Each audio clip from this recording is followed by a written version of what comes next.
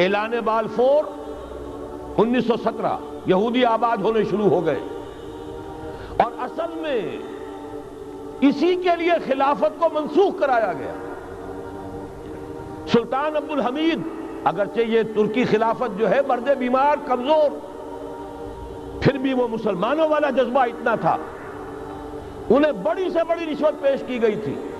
ظاہر بات ہے یہودیوں سے بڑھ کر رشوت دینے والا کون ہو سکتا، جن کے ہاں ایسے بینکر ہوں جو 40 بلین ڈالر کا ایک چیک لکھ سکیں۔ پھر یہ کہ ان پر سیاسی دباؤ بہت ڈالا گیا، انہوں نے جب تک خلافت عثمانیہ برقرار رہی یہودیوں کو فلسطین میں آباد ہونے کی اجازت نہیں دی، کہ جو معاہدہ کیا تھا حضرت عمر نے رضی اللہ تعالی عنہ، خلیفہ ثانی نے، خلیفہ راشد نے، ہم اس کے پابند ہیں اور ہم یہاں یہودیوں کو آباد ہونے کی اجازت نہیں دیں۔ لہذا انہوں نے اس خلافت ہی کا بستر طے کرایا، اس لیے کہ نہ رہے بانس نہ بجے بانسری، نہ مسلمانوں کی وحدت ملی کی کوئی علامت دنیا میں باقی رہے، اور نہ مسلمان کسی مسئلے پر جمع ہو کر کوئی موقف اختیار کر سکے۔ اعلان بالفور کے نتیجے میں آباد کاری شروع ہوئی۔ 1948 میں اسرائیل قائم ہو گیا، معجزہ ہو گیا۔ 1967 میں اس کی توسیع ہو گئی۔ اس میں ایک بات اور بھی عرض کر دوں، یہ سارا کس طور سے ہوا ہے کام؟ آپ نے زائنزم کا نام تو سنا ہے، صہیونی تحریک۔ خود اس کا جو بابا آدم تھا، آرڈر آف الومیناٹی، 1776 یکم مئی یہ نظام قائم کیا وائساپ نے، اور اس نظام کے تحت فری میسنری اور lodges of the great Orient قائم کیے گئے۔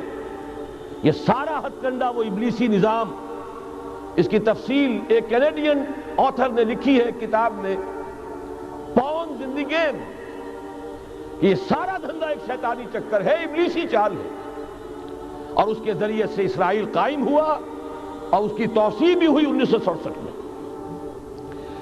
اب یہاں تک پہنچنے کے بعد ان کے پیش نظر بقیہ دنیا کی تسخیر اور اسے فتح کرنے کا معاملہ ہے، اور سب سے بڑھ کر اسلام کی بیخکنی اور اس کا راستہ روکنا، یہ ان کے پیش نظر ہے۔ یریدون لیطفئوا نور اللہ بافواہہم۔ صورت اس وقت کیا ہے؟ یورپ اور امریکہ سے آپ مشرق کی طرف آئیے، پہلے عالم عرب ہے، عرب مسلم ورلڈ۔ مجھے یہ کہتے ہوئے سخت دکھ ہو رہا ہے، پورا عالم عرب وہ فتح کر چکے، وہ عرب ممالک کے جو اسرائیل کے ساتھ کسی میز پر بیٹھ کر گفتگو کرنے کو تیار نہیں تھے۔ آپ دیکھ رہے ہیں کہ لائن لگ گئی۔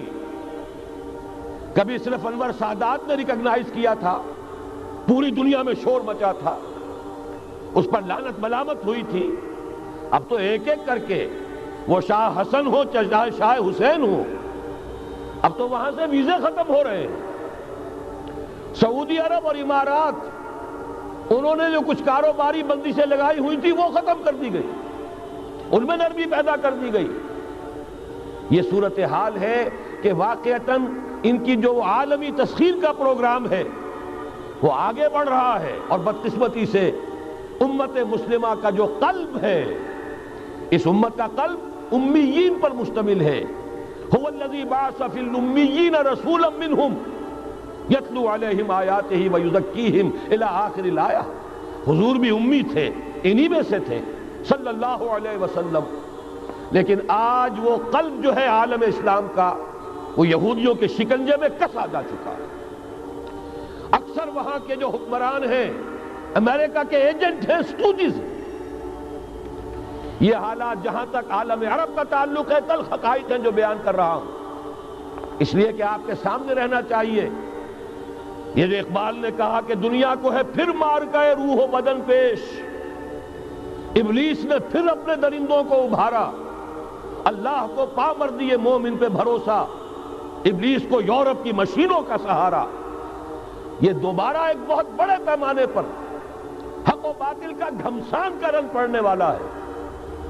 ملاحم کی جو حضور صلی اللہ علیہ وسلم نے پیشین گوئیاں فرمائی، الملحمۃ العظمی، تاریخ انسانی کی عظیم ترین جنگ جو ابھی آنے والی ہے، اس کو سمجھ لیجئے اچھی طریقے سے کہ اس میں جو قوتیں ایک دوسرے کے مقابل آ رہی ہیں وہ کون سی ہیں۔ نیو ورلڈ آرڈر کہنے کو امریکہ کے زیر قیادت ہے، حقیقت میں امریکہ خود یہودیوں کے پنجے میں ہے۔ یہ وہی ابلیسی طاقت ہے جو آگے بڑھ رہی ہے۔ عالم عرب کو فتح کرنے کے بعد اب ان کے پاس اگلا عالم اسلام کا حصہ ہے، غیر عرب مسلم ورلڈ۔ ایران ہے، اس کے شمال مشرق میں ترکستان ہے، روسی اور چینی، مشرق میں افغانستان ہے، پاکستان ہے۔ یہ ایک بہت بڑا سالڈ بلاک ہے۔ اس کے بعد اگرچہ ہندوستان آتا ہے، بھارت، ظاہر بات ہے کہ وہاں مسلمان اقلیت میں ہیں سوائے کشمیر کے، لیکن یہ نوٹ کیجئے کہ وہاں بھی کم سے کم 15-18 کروڑ مسلمان موجود ہیں۔ آج بھی دنیا کا سب سے بڑا ملک جس میں مسلمانوں کی تعداد اور جن کی نفری سب سے بڑھ کر ہے وہ بھارت ہے۔ اس کے بعد پھر انڈونیشیا، ملائیشیا ہے، اس سے آگے ہے پھر فار ایسٹ، ابھی انہیں فتح کرنا ہے۔ نیو ورلڈ آرڈر کا یوں سمجھئے کہ ابھی یہ ہارڈ نٹ ٹو کریک، ابھی ایک لوہے کا چنا ہے چائنا کی شکل میں موجود۔ اور مجھے یاد آ رہا ہے ڈی گال کے الفاظ بہت سے لوگوں نے سنے ہوں گے، اس نے کہا تھا کہ ہم نے خام خواہ روس کو اپنا دشمن بنا لیا ہے، وہ تو ہمارا بھائی ہے، وائٹ ریسس، وہ تو بنیادی طور پر یورپین قوم ہے۔ Beware of the yellow masses of the east, تمہیں گھبرانا چاہیے، تمہیں خبر لینی چاہیے، وہ مشرق بعید کے جو زرد رو لوگ ہیں، China, Indo China, Japan, yellow races. ابھی اس نیو ورلڈ آرڈر کے لیے جو فتح عالم اور تسخیر عالم کا پروگرام ہے، اس میں پہلے غیر عرب مسلمان دنیا اور پھر یہ فار ایسٹ کا خاص طور پر یلو ماسز، یہ ہے کہ جنہیں ابھی انہیں ٹیکل کرنا ہے۔